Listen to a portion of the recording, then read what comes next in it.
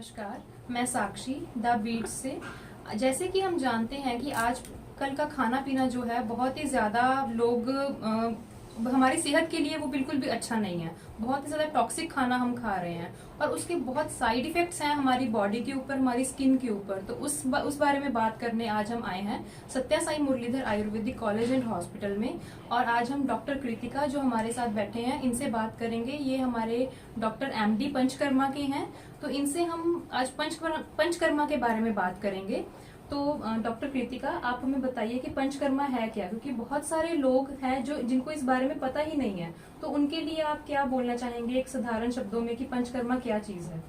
Hello ma'am, hello everyone. Basically panchakarma Ayurveda की एक branch है।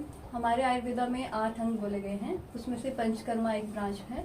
ये काय चिकित्सा, जिसको मेडिसिन भी बोल सकते हैं, वहाँ से लिया गया एक ब्रांच है। पंचकर्म में बेसिकली नाम से ही स्पेसिफाइड है कि 5 कर्म होते हैं। जैसे पहला कर्म होता है वमन कर्म। वमन मीन्स एमेसिस, हम लोग वॉमिटिंग करवा के, इंड्यूस करा के टॉक्सिन को बॉडी से बाहर निकालते हैं। सेकेंड इज विरेचन कर्म, that is called पर्गेशन therapy.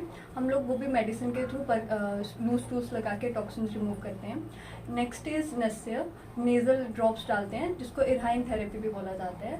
Another one is that we all know enema therapy. वो 2 टाइप्स की होती है, एक हम लोग डिकॉक्शन थेरेपी होती है, another one is oil enema.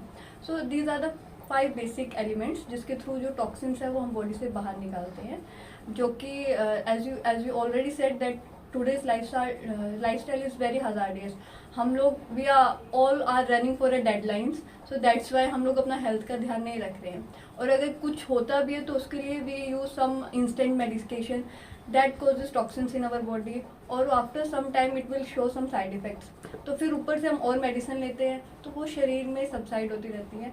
तो इसीलिए पंचकर्मा एक रिजुविनेशन थेरेपी है या डिटॉक्सिफिकेशन थेरेपी है, जो कि हमें फ्रॉम एवरी सीजन हम लोगों को लेना चाहिए, ताकि टॉक्सिन हमारे शरीर से बाहर निकल जाए and we can feel healthy. जैसे कि आपने पंचकर्मा के बारे में बताया, इसकी थेरेपी जो 5 इसके आपने बताए स्टेप्स, तो मुझे सुनने में ऐसे लग रहा है कि बहुत ज्यादा ये कठिन एक प्रोसेस होगा। तो क्या लोगों को इस बारे में अवेयरनेस है या लोगों की रुचि इस तरफ है? लोगों के माइंड में ये साइकिक पहले ही है पंचकर्म बहुत हार्ड है या हार्श है। ऐसा कुछ नहीं है।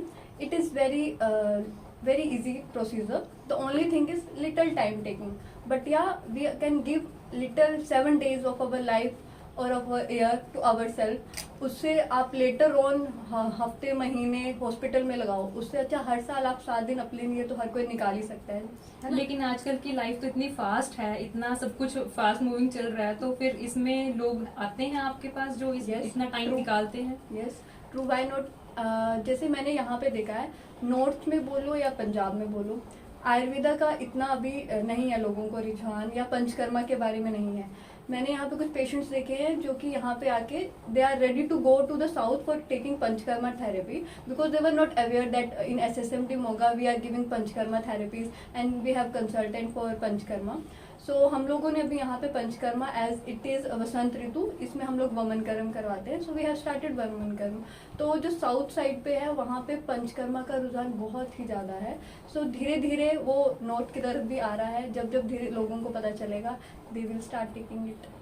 तो साउथ में तो है ही बहुत ज्यादा, नॉर्थ में लोगों का रुझान इस तरफ आए, लोगों को अवेयरनेस मिले, इसको प्रमोट करने के लिए आप कुछ कर रहे हैं अपने level? Yes, we have started taking steps. Recently we have one medical camp organized in nearby village only for the skin specialties. And अभी हमने जिस तरह से उस दिन पेशेंट का रुझान देखा, करीब 80 पेशेंट सिर्फ स्किन के लिए ही आए थे वहाँ पे। तो जिस हिसाब से हमने पेशेंट का रुझान देखा है, तो अब हमें लग रहा है हम लोगों को हर वीक कैंप्स करने चाहिए। So we are organizing camp, we are thinking over it to organize camp every week, ताकि लोगों को पंचकर्म के लिए उनको बताया जाए कि आपको पंचकर्म से क्या फ़ायदे हैं।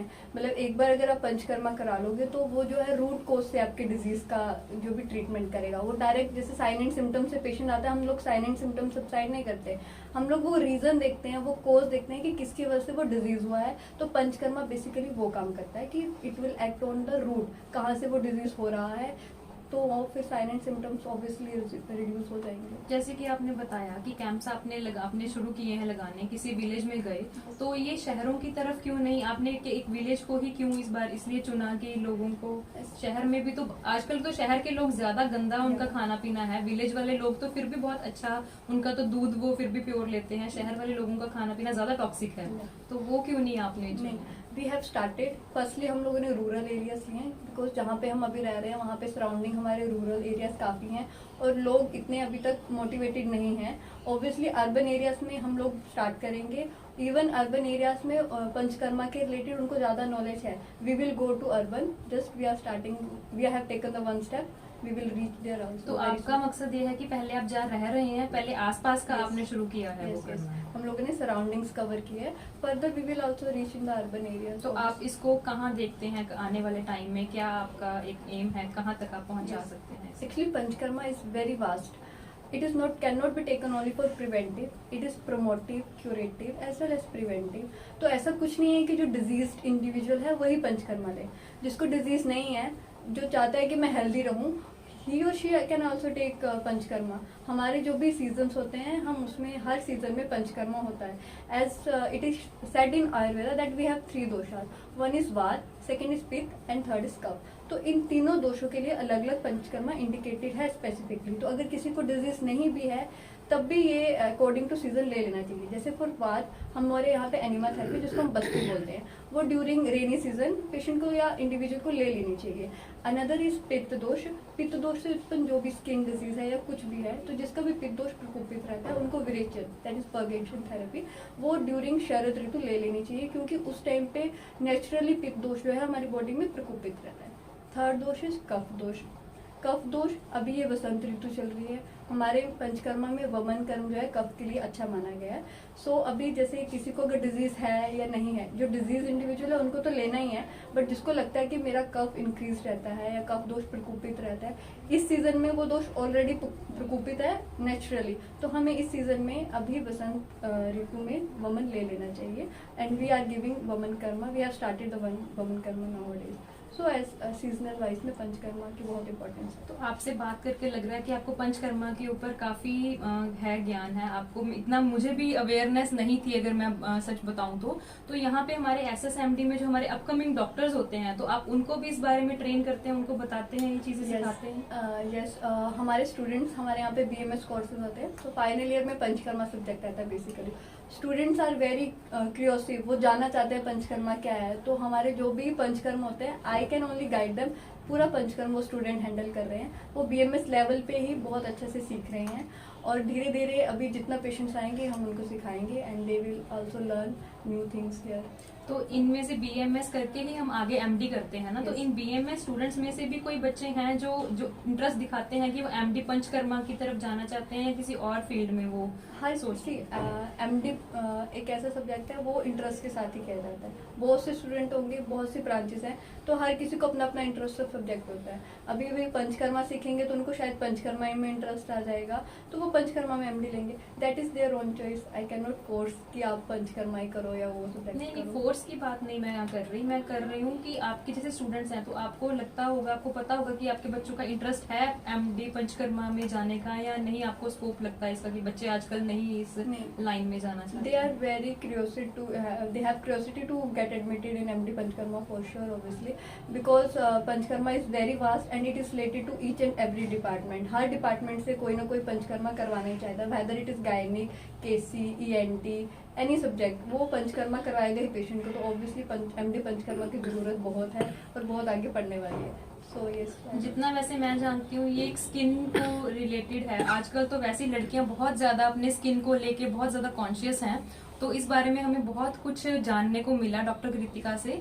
जैसे कि जो लड़कियां बहुत ज्यादा कॉन्शियस हैं स्किन को लेके, वो इस बारे में जरूर थोड़ी जानकारी लें। अगर मैं उम्मीद करती हूँ आपको आज हमारे डॉक्टर कृतिका से कुछ ना कुछ जरूर अच्छा मिला होगा, कुछ ना कुछ जरूर अच्छा आपने सीखा होगा इस बारे में। तो जो नहीं जानते थे उनको मैं बोलूंगी कि वो हमारा ये वीडियो एक बार जरूर देखें और इस बारे में जरूर सोचें कि हम आजकल हमें अपने स्किन की तरफ बहुत ज्यादा ध्यान देना चाहिए। हम क्या खा पी रहे हैं उसके ऊपर ध्यान देना चाहिए, क्योंकि अगर हमारी हेल्थ ही ठीक नहीं है, हमारी बॉडी, हमारी स्किन ठीक नहीं है, तो हम सिर्फ पैसा और जिंदगी की भागदौड़ ही सब कुछ नहीं है। तो हमें अपनी हेल्थ के ऊपर ध्यान देना चाहिए और इस बारे में जरूर सोचना चाहिए। तो मैं आज आपसे इजाजत लेती हूँ। धन्यवाद।